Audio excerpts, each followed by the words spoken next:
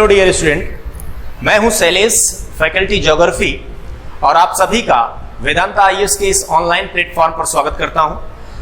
तो आज हम लोग ज्योग्राफी की क्लास की शुरुआत कर रहे हैं और ज्योग्राफी में इससे पहले कि मैं शुरू करूं कुछ बातें आपको बताऊंगा और उसके बाद फिर हम लोग अपनी चर्चा की शुरुआत करेंगे। जहां तक प्रश्न मेरा है तो मैं अपने बारे में बहुत ज़्यादा नहीं बताना चाहूँगा, क्योंकि आप बाकी सीधे आप स्टडी के माध्यम से जान जाएंगे।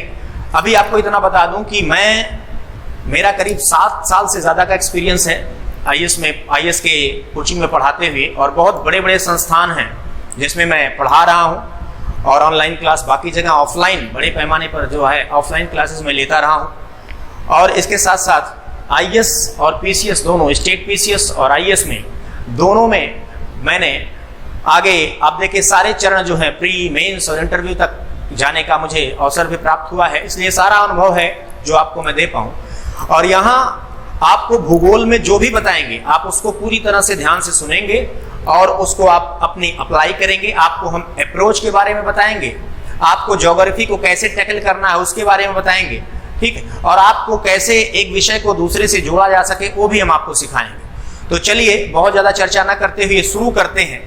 तो ज्योग्राफी की क्लास है आपकी, और ज्योग्राफी में सबसे पहले शुरू करने से पहले हम लोग एक सामान्य रूप से एक संक्षिप्त में पहले देखने की कोशिश करते हैं कि ज्योग्राफी का एक संक्षिप्त एक सिलेबस क्या है और ज्योग्राफी का क्या रोल है आपके सिविल सेवा में और किस प्रकार कहाँ इसको मेंशन किया गया है। तो जैसे जब आप बात करें ज्योग्राफी की, भूगोल की,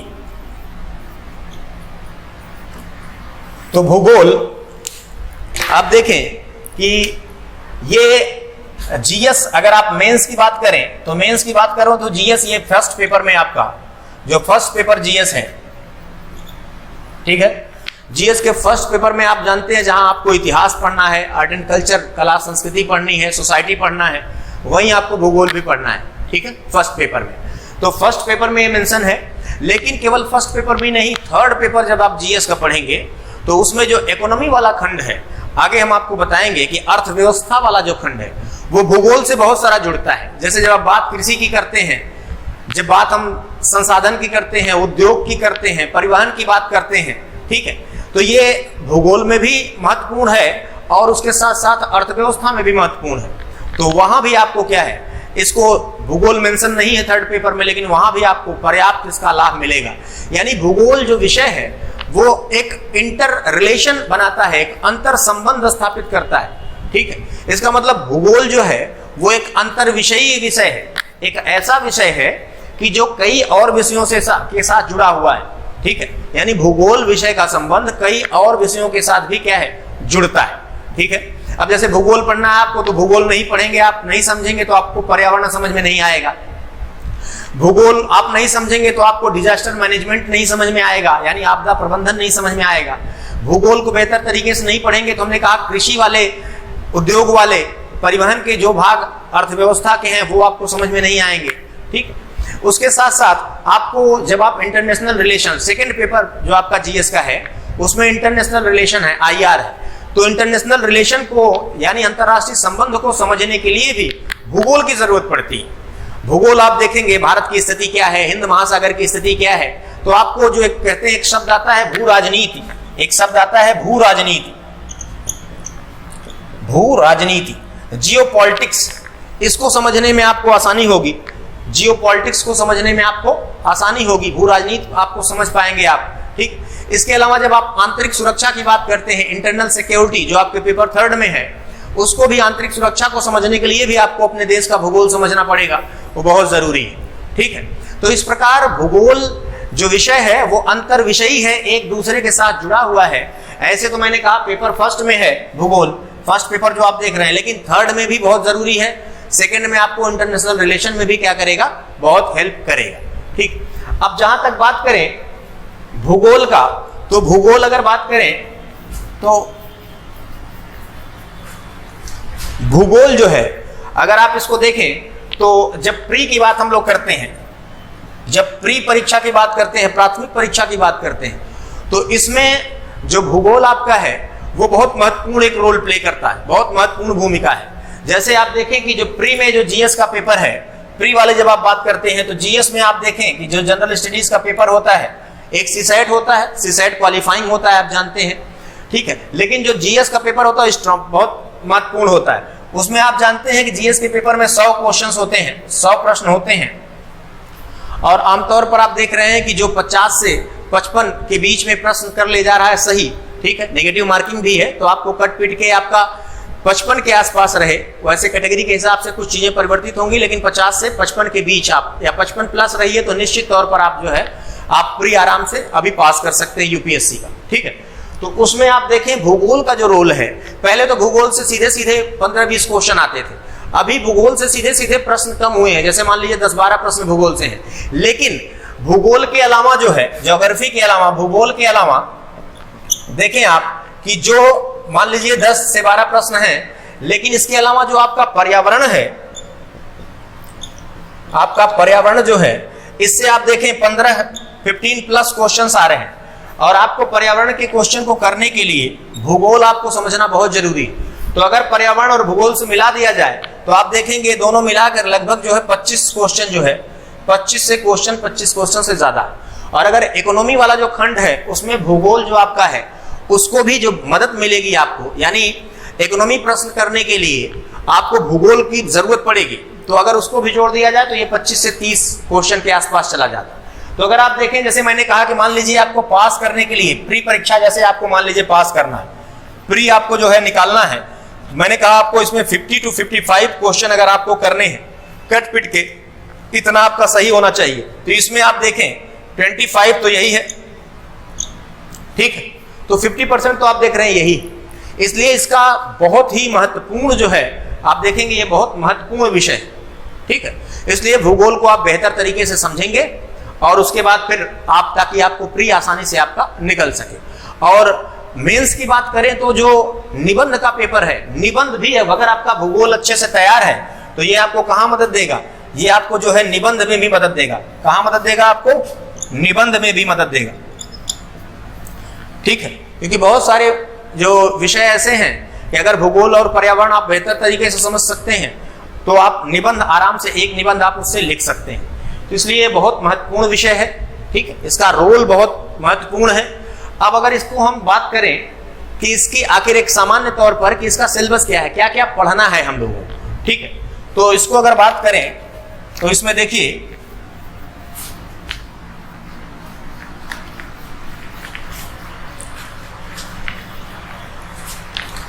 अगर एक सामान्य सिलेबस की बात करें, पाठ्यक्रम की बात करें, यूपीएससी में जो सिलेबस है, पाठ्यक्रम है,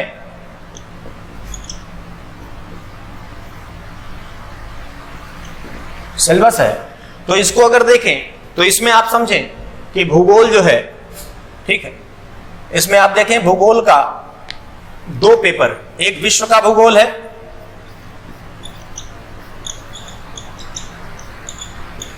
और एक भारत का भूगोल,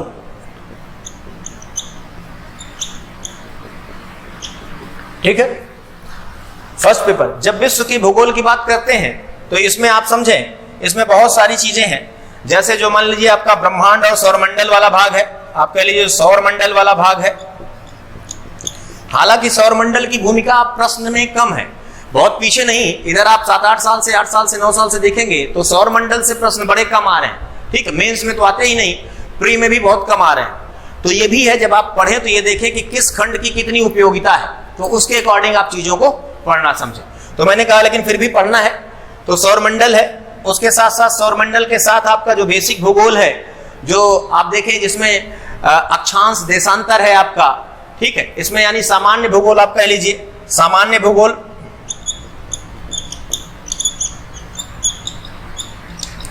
सामान्य भूगोल में जैसा मैंने आपसे कहा कि जो आपका बेसिक भूगोल है, अक्षांश देशांतर हो गया, आप पृथ्वी की गतियां हो गई, ठीक है, और उसके साथ साथ आपका जो है अंतरराष्ट्रीय तिथि रेखा, यानी दिन का ज्ञान कैसे होगा, दिन रात कैसे हो रहा है, ऋतुओं का परिवर्तन कैसे हो रहा है, अंतरराष्ट्रीय तिथि रेखा क्या होती है, इंटरनेशनल डेट लाइन, ये सारी चीजें जो बेसिक हैं आपकी, वो सब आपके सामान्य भूगोल के अंतर्गत आ गए, ठीक है।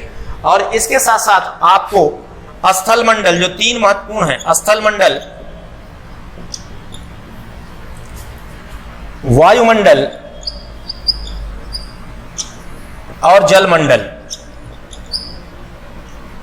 ठीक, इसमें बहुत टॉपिक है। जब आप चट्टानों के बारे में पढ़ेंगे, चट्टान के बारे में, यहां स्थल मंडल में चट्टान के बारे में पढ़ेंगे, ज्वालामुखी, भूकंप, पर्वत, झील, ठीक है, ये सारी चीजें जब आप पढ़ेंगे तो किसके संदर्भ में पढ़ेंगे आप? स्थल मंडल के अंदर। वायुमंडल की जब बात करें तो यहाँ क्या है, आप देखें सूर्य से आने वाला प्रकाश, तापमान, ठीक, उष्मा की बात करेंगे हम लोग। उसके बाद आप बात करेंगे जो दाब पेटियां हैं, चक्रवात, प्रतिचक्रवात, वर्षा कैसे होती है, आर्द्रता क्या होती है, ठीक है, जलवायु का वितरण किस प्रकार होता है, ये सब हम वायुमंडल के अंतर्गत पढ़ेंगे। ठीक, पृथ्वी में जो है ऊपर जाने पर, धरातल से ऊपर जाने पर वायुमंडल के स्तर, क्षोभ मंडल, समताप मंडल, ये सारे स्तर कैसे हैं, ये सब हम लोग वायुमंडल में देखेंगे। और उसके बाद जलमंडल है। जलमंडल में जैसे आप देखिए कि सागर, जो सागर है, सागर के अंदर कैसी संरचनाएं हैं, सागर का तापमान क्या है, लवणता क्या है, ठीक, महासागरीय धाराएं क्या हैं, ज्वार भाटा क्या होता है, ठीक है, प्रवाल भित्तियां क्या हैं, ये सब हम लोग किसमें? जलमंडल में देखेंगे। तो जब हम विश्व का भूगोल बात करेंगे तो सौरमंडल, ये भी सामान्य भूगोल में आ गया। सौरमंडल या ब्रह्मांड की बात करेंगे, सामान्य भूगोल देखेंगे, अक्षांश, देशांतर, हमने आपसे कहा पृथ्वी की गतियां, ये सारी चीजें हम लोग यहाँ देखेंगे। और उसके बाद फिर जो है स्थल मंडल में हमने बताया, ठीक है, ज्वालामुखी, भूकंप, ये सारी चीजें, चट्टान वगैरह, ऐसे ये जो पोर्शन है आपका, ये विश्व का भूगोल, ठीक है। और उसके बाद हमारा क्या है? भारत का भूगोल। उसके बाद क्या है? भारत का भूगोल। तो जब भारत का भूगोल करेंगे बात, तो देखिए भारत के भूगोल में हर चीज, यानी भारत का भौतिक स्वरूप कैसा है, दिखता कैसा है, पर्वत, पठार, मैदान, भारत जो है, ठीक है। इसके साथ साथ भारत की सामान्य बातें हैं, कहां अवस्थिति है, विस्तार कैसे है भारत का, ये सामान्य सारी बातें। फिर भारत की जो भूगर्भिक संरचना है, किस प्रकार की चट्टानें हैं, फिर उसके बाद किस नदियों का अपवाह, जिसे तंत्र हम कहते हैं, अपवाह तंत्र भारत का कैसा है, फिर भारत में मिट्टी कैसी है, वनस्पतियां क्या हैं, कृषि क्या है, ठीक है, फसलें उसमें हम लोग देखेंगे। फिर उसके बाद संसाधन क्या है भारत में, उद्योग क्या है, परिवहन व्यवस्था कैसे क्या है, जनसंख्या वगैरह भारत में क्या है, विस्तार से भारत के बारे में सारी चीजें हम लोग भारत के भूगोल के अंतर्गत देखेंगे।